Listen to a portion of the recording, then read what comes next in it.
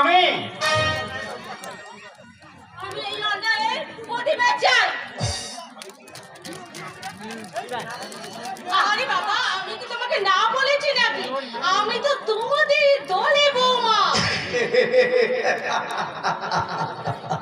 আপনারা যখন সবাই একমত, তাহলে তাহলে আমার হাতে হাত না করে বসে না। আপনাদের শান্তি বজায় রাখতে আপনাদের সংসারে আমি চালাবো সকলে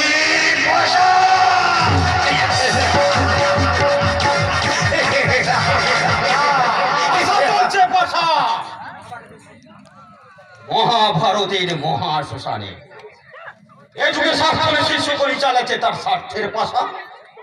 কোন চিত্রকর আছেন বা কোনো ক্যামেরাম্যান? আপনাদের ক্যামেরা বা ক্যানভাস হাতে নিয়ে উঠে আসুন। এই সংসার মঞ্চে উঠেছে দেখুন। এই 91টি সংসারে কি ভাঙনের প্রস্তুতি পর্ব। আছেন কোন রাজনীতিবিদ? না, কেউ যখন নেই তখন এই রাঙারায় চৌধুরী তার ক্যামেরাতেই একালের শকুনির চালটা তোলা থাক।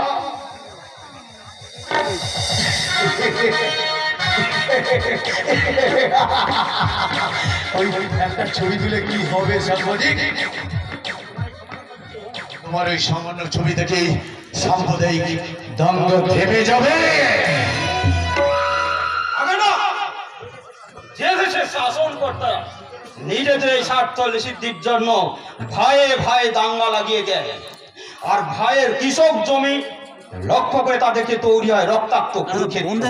আর সেখানে এই সাংবাদিকের সংবাদ আর এই ছবি তো মূল্যহীন। বাহ মেজদা বাহ, এতদিন পরে সত্যি তোমার সুমতি হয়েছে। কিন্তু তোর ওই প্রশাসনের পোশাকটা পরে তোর এত সুমতি কি করে হলো রে রাঙা? কি জায়গা বলছো নেতা? আমি কি বলছি সেটা তুই বুঝতে পারছিস না? না না বোঝার ভাঁজ করছি। জেগে যারা ঘুমায় হাজার চেষ্টা করলেও তাদের ঘুম ভাঙানো যায় না রে রাঙা। কি করে যাবে দাদা? ওর সাদা হাতটা যে আজকাল অনেক কালো হাতের সঙ্গে হাত মিলিয়েছে। মেলাবে ও কি মেলাবে? খাকি পোশাক পরে ওর 4টে হাত পা সঙ্গে যে আরো 2টো হাত পা বুঝেছে রে। তোমরা অযথাই আমাকে সন্দেহ করছো বলটা। আর তাছাড়া দেখতেই তো পাচ্ছ তোমাদের ফ্যাক্টরি মালিক স্বয়ং এসেছে তোমার সঙ্গে দেখা করতে। সেটা আমার দুর্ভাগ্য রে ভাই, সেটা আমার দুর্ভাগ্য। কেন রাজা বাবু নিজের সৌভাগ্যে সিঁড়িটাকে দুর্ভাগ্য বলে মনে করছেন কেন? আপনার দেওয়া প্রস্তাবটা আমার আদর্শ ভাই সাংবাদিকে দিতে পারছি না বলে মিস্টার ব্যানার্জি। প্রস্তাব? হ্যাঁ, কিসের প্রস্তাব? সে কথা আমার পক্ষে বলা সম্ভব নয়। আপনার পক্ষে বলা সম্ভব না হলেও আমাকে যে বলতে হবে,